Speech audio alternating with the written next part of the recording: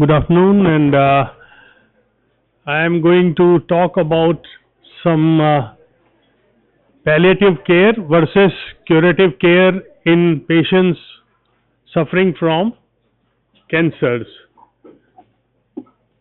Basically, these are two important terms which indicate the intention to treat, number one, a cancer for which there is a complete cure, and the another one is in a patient who cannot be offered a cure but can be given a palliative care.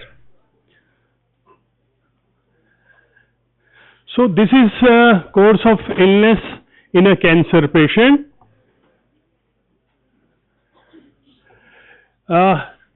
You can start with screening for cancer patients, like mammography for female patients after the age of 50-55 years. You will detect cancers at an early stage with the method of screening. Then, if there is some suspicious lesion, you can diagnose that lesion. Then there are two options. One is the palliative care and the other is the curative care. So you have to direct the treatment towards the active disease.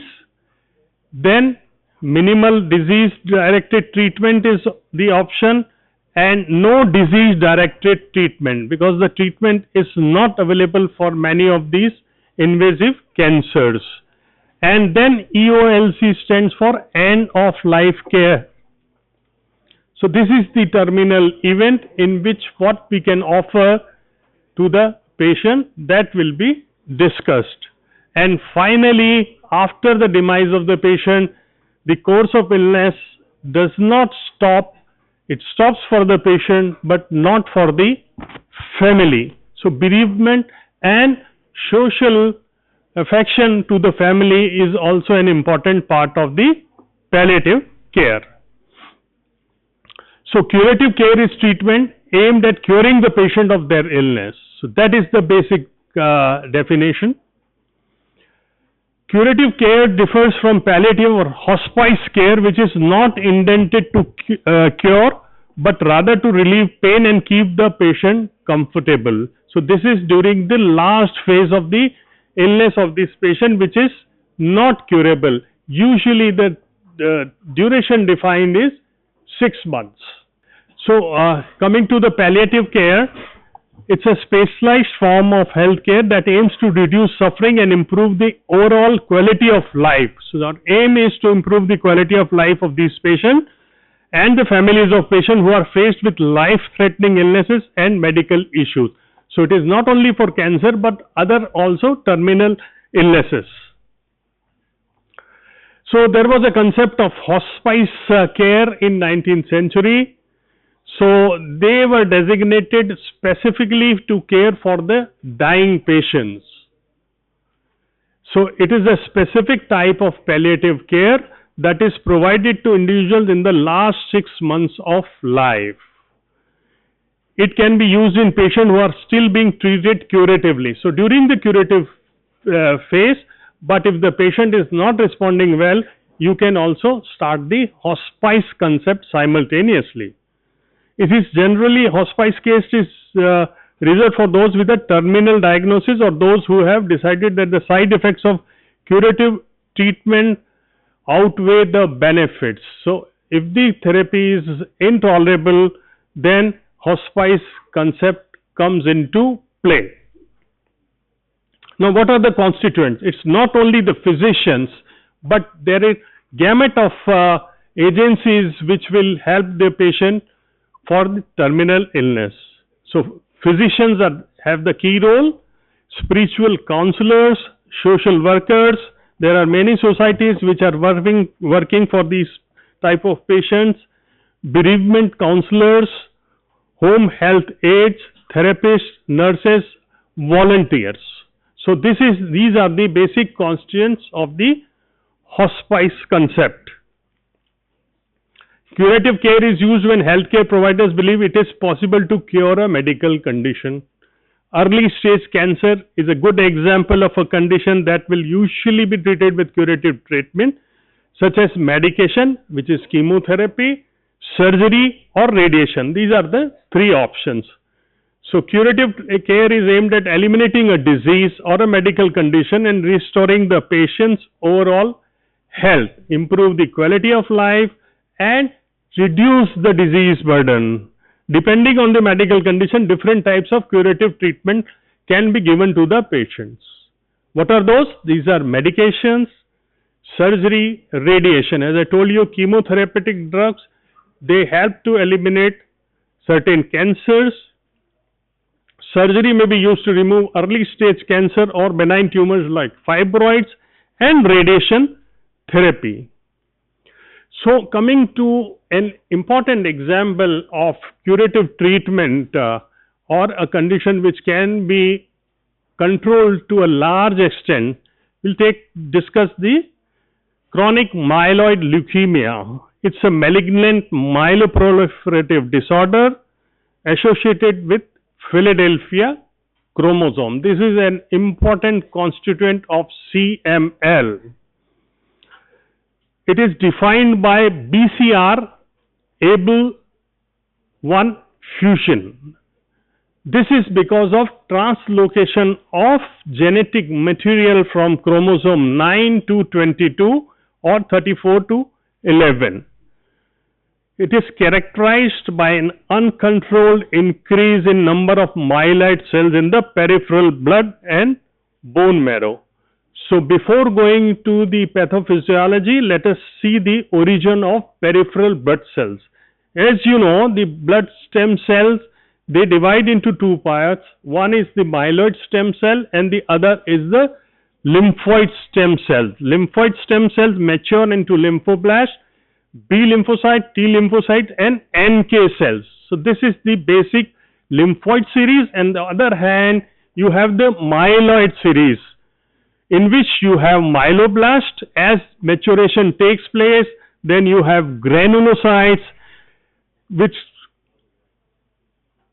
form the neutrophils, the eosinophils and the basophils. They are under the heading of granulocytes. Then again myeloid stem cells give rise to megakaryocytes and then to platelet and also the red blood cells. So that is the origin of peripheral blood cells. So in CML, the myeloid stem cells, or there is excess of myeloid cells in the peripheral blood or the marrow.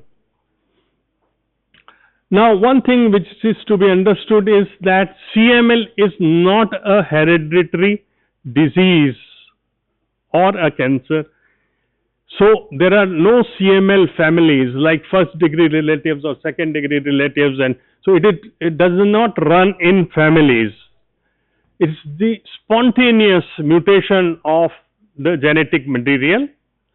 So genetic aberration resulting into BCR-ABL1 gene is found in most of these patients with this leukemia, and there are no identifiable cause for this spontaneous mutation or exchange of genetic material between 9 and 22 chromosomes.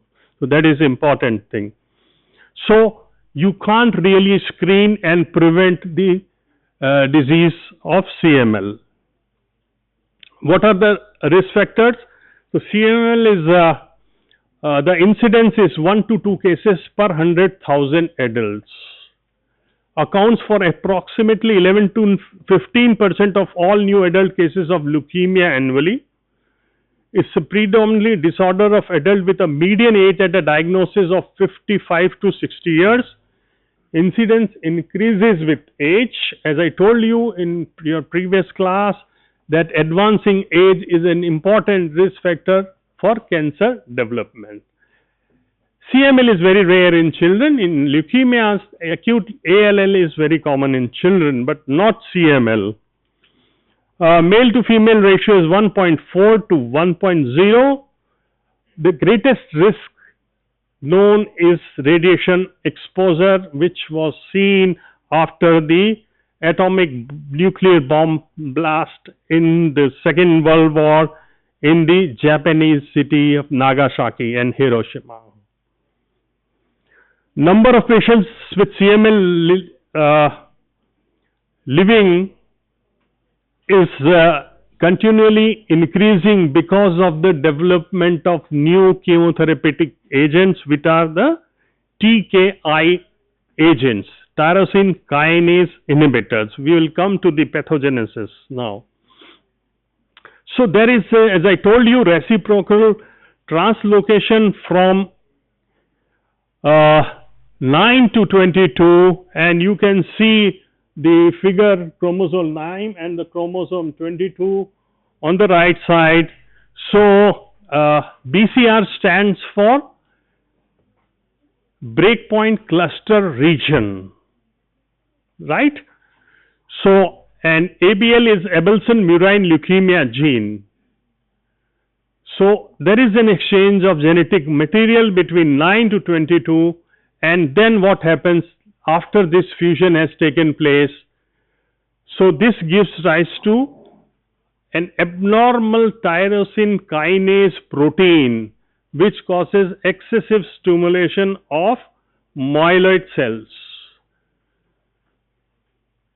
So malignant disorder of hematopoietic stem cell produces marked myeloid hyperplasia in the bone marrow and resultant uncontrolled proliferation of myeloid cells, erythrocytes and platelets. So all these three series may enhance in production in the marrow and ultimately then into the periphery.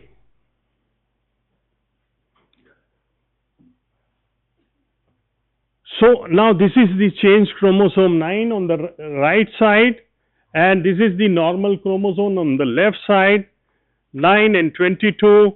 So there is translocation from this, there is a breakage in the chromosome. So formation of this new changed chromosome 22, there is translocation of material, and this acts as an oncogene that is promoting proliferation of immature cells in the marrow and in the periphery. So there are two phases of CML. One is the chronic phase and the other is the blastic crisis phase. In chronic phase, there is an elevated WBC count with less than 10% of the blast cells in the blood or bone marrow, and 90 to 95% of the patients present in chronic phase. Blast phase, what is the definition? It is important for you to know what is a blast crisis. One or more of the following, which are 20% or more myeloid blast cells in peripheral blood or bone marrow, so more than 20%. Extramedullary blast cells, that is infiltration into other organs like lymphoid or spleen. Presence of increased lymphoblast in peripheral blood or bone marrow may indicate lymphoblastic crisis. So there may be a transformation from myeloid to lymphoid series.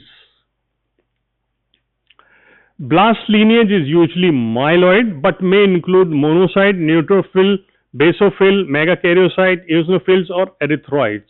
So most commonly it is the myeloid, but these cells can also be proliferating.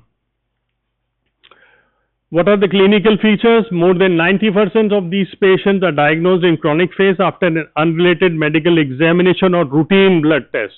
So when you order a CBC in a normal healthy person for a screening, you will find that there is leukocytosis and the myeloid cells are increased, the TLC is increased.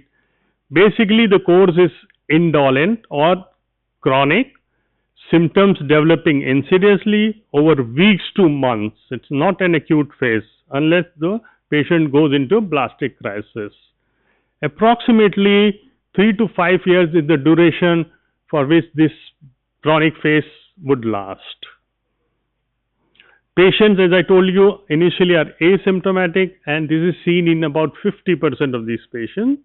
or non-specific symptoms are there, like fatigue, unintentional weight loss, night sweat, malaise, abdominal fullness because of the splenomegaly, dyspepsia because of the splenomegaly, anemia and splenic enlargement contribute to early satiety and worsening anorexia. Now, when there is the blastic crisis phase, you have a rapid progression and short survival if you don't treat the patient. So, blast crisis would present as fever, bone pain because of the rapid infiltration into the marrow, headache, arthralgias and splenic pain, easy bruising or spontaneous bleeding because of quality of the platelet is deranged, or there may be actual thrombocytopenia or thrombocytosis. Discomfort in the abdomen may be due to large spleen, or it may be due to infarction of the spleen.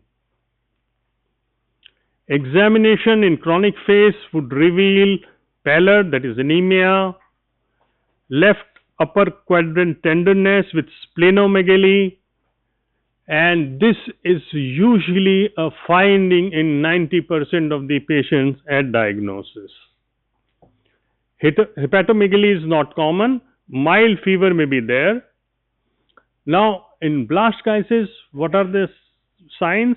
Basically, these patients would present with purpura, petechia or ecchymosis.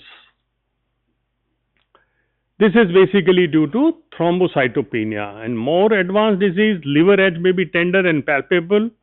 Lymphadenopathy is usually not seen in such patients.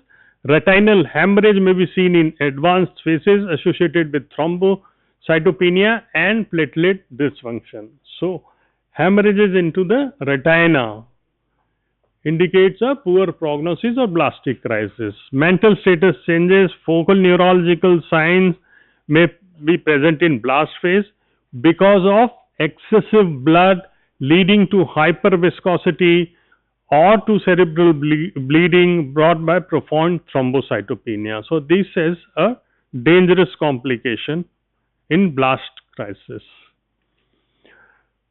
Now, another complication, as I told you, is hyperviscosity syndrome. Because of hyperleukocytosis, WBC count may exceed more than 250,000. There may be associated thrombocytosis leading to headache, tinnitus, priapism or visual changes. Acute gouty arthropathy because of rapid turnover of these neoplastic cells causing hyperuricemia leading to joint inflammation and pain. Hyperuricemia may also be responsible for AKI, which stands for acute kidney injury, and of course hemorrhagic and thrombotic complications. So, what are the basic diagnostic tools? You have to go for all the biochemistry and CBC. CBC is the most important one, with a peripheral blood film examination where you can usually identify the culprit pathology, and of course you have to do all the biochemical tests. So, hallmark of CML is leukocytosis, usually ranging from 25,000 to 100,000 or more. Mild eosinophilia, thrombocytosis, thrombocytopenia, anemia. So, all these can be a finding in CML patients, and of course quantitative RT-PCR is performed at baseline and is most sensitive measurement of BCR-ABL. This is the final diagnosis. Biopsy may be required, demonstrate myeloid hyperplasia, maturation pattern that reflects the finding in PPF. So, synchronous with the PPF finding. And this is the bone marrow where it is infiltrated by an immature granulocyte series, promyelocyte, myelocyte. So, predominant cell is the myelocytes. And then how do you identify the BCR-able or the Philadelphia chromosome. This is a technique which is known as fluorescence in situ hybridization, FISH technique, which detects the abnormal DNA fusion. So left side is the normal left panel, the right panel is the translocated chromosome. So FISH can identify and quantify these chromosomal changes. Leukemia reaction can be there in infection. Usually there is leukocytosis. Lab score activity is usually high in contrast with low activity in CML. Another differential diagnosis is acute myeloid leukemia. So both have blast cells, difficult, but bone marrow biopsy and differentiated by cytogenetic or molecular analysis. ALL, as I told you, more common in children but can be there in adults, and usually the Philadelphia chromosome is not present, which is usually in CML 95% of the patients show a positive Philadelphia chromosome. Treatment of aiming to cure, early intervention and disruption of disease process, the tyrosine kinase inhibitor therapy. So major molecular response within 12 months from start of therapy can be seen. And another use of TKI is that it will prevent blastic phase crisis, and good quality of life can be attained. So these are the drugs. Imatinib is the first generation and most commonly used first line treatment, most cases for low risk patient or older patient with comorbidities. Second generation tyrosine kinase inhibitors like nilotinib, dasatinib, etc., they are preferred for high risk patient having some complications, and desired patient who may desire treatment discontinuation at an early stage, female patients who wish to become pregnant. So these is the second generation which can be used. Now whenever there is hyperviscosity or hyperleukocytosis, you can use hydroxyurea 500 milligram BD up to 2 gram per day to reduce the leukocyte count rapidly. So to control the count before start of TKI, you can use hydroxyurea. This also helps in reducing the splenic size. And then hematopoietic cell transplantation reserved for chronic phase disease that is resistant to these TKIs. Monitoring of TKI inhibitor therapy. So you have to do quantitative RT-PCR followed by every 3 months for finding out the response. Now what are these responses?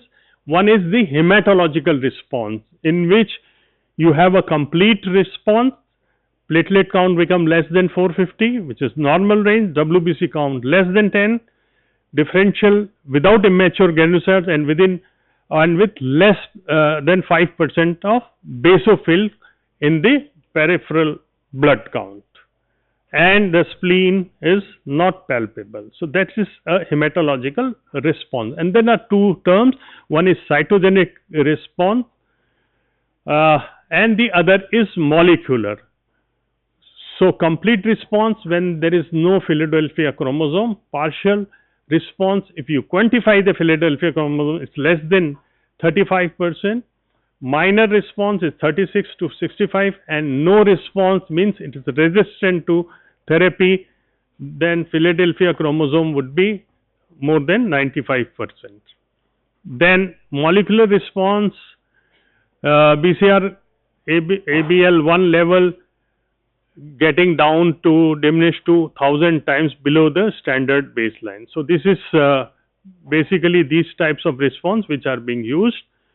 Now coming to the primary palliative care, who are the patients group needing palliative care, in which now coming to non-curative or palliative. So if the patient requires frequent admissions prompted difficult to control physical or psychological symptoms, complex care requirement, functional dependency, complex home support for ventilator, antibiotics or feedings. So this is a assessment tool. Secondary criteria for palliative care is admission from long-term care facility, older patient, metastatically or locally advanced incurable cancer, chronic home oxygen use, out of hospital cardiac arrest. Depression is commonly seen in these patients, so you have to take care of depression and anxiety. And of course, in palliative care, pain control is a very important treatment modality. You have many agents starting to act from cortex to the thalamus to all the other areas up to midbrain, etc.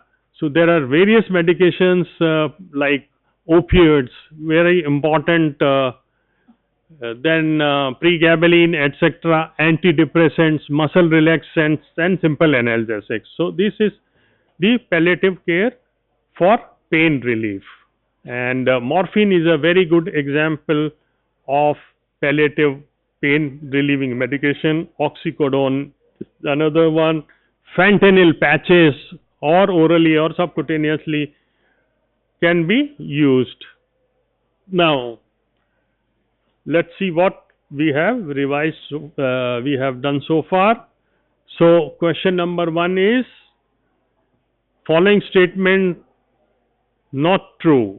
Palliative care involves only giving specialized care to patients with chronic or life-limiting illness to make life better for patients. B. Palliative care is provided with a multidisciplinary team of doctors only. No.